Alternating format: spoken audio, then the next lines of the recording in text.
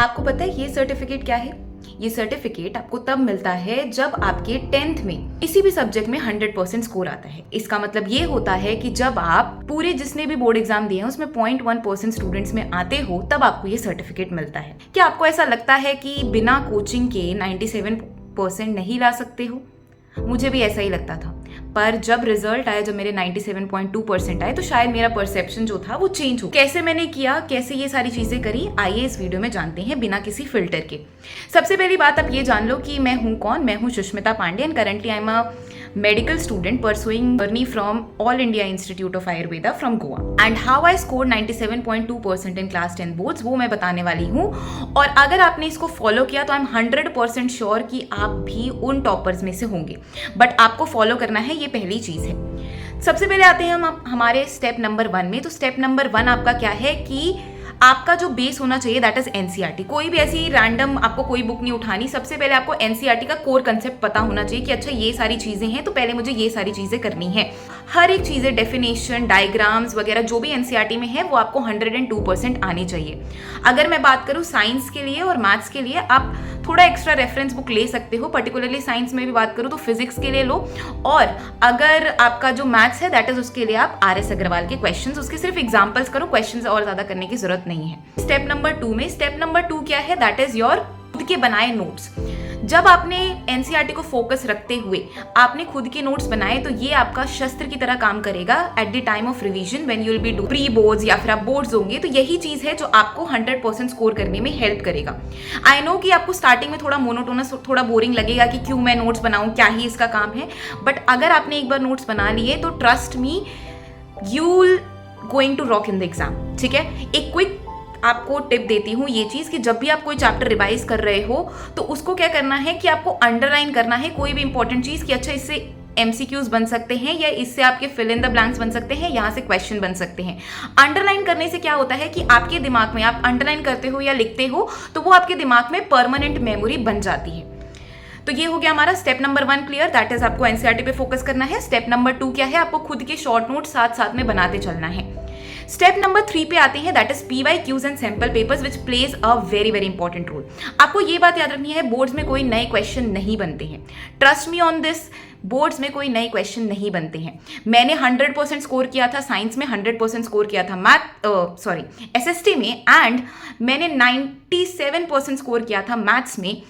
तो कैसे मैंने किया ये सारी चीज़ें? मेरा क्या था, मेरा सैम्पल पेपर पे बहुत ज़्यादा प्रैक्टिस करती थी। मैं आपको बताती हूँ, लाइक मेरे से कई लोगों ने पूछा कि आपने एग्जैक्टली किया क्या।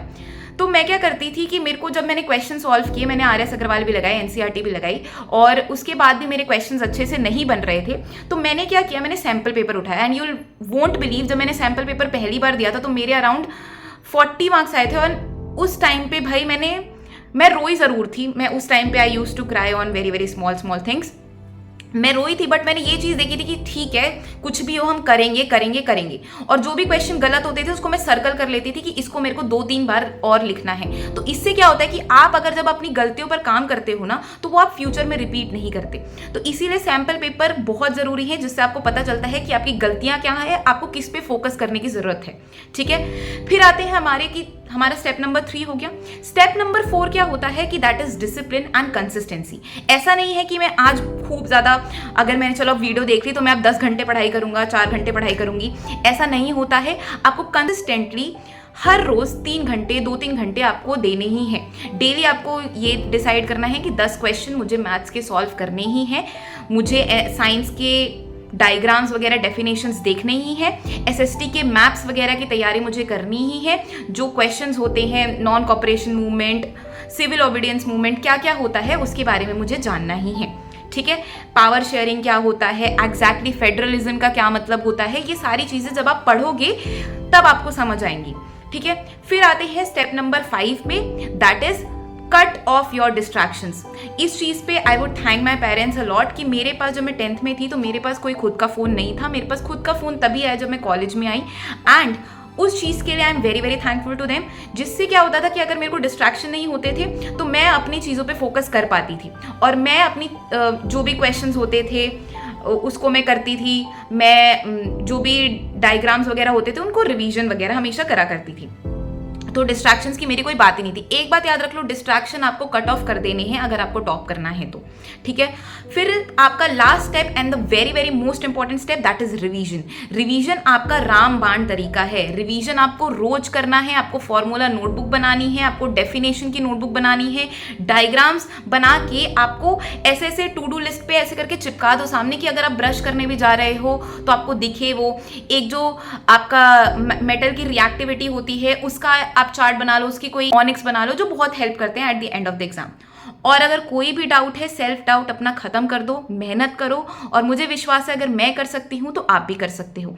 अगर आपको ये वीडियो पसंद आई तो ज़रूर लाइक करिए, ज़रूर शेयर करिए अपने फ्रेंड्स के साथ जिनको भी ये मदद दे सकता है। और अगर आपको लगता है कि आपकी जर्नी में अगर आपको किसी का साथ चाहिए तो ये चैनल आपके लिए देगा अनफिल्टर्ड टिप और daily motivation. All the very best, bye.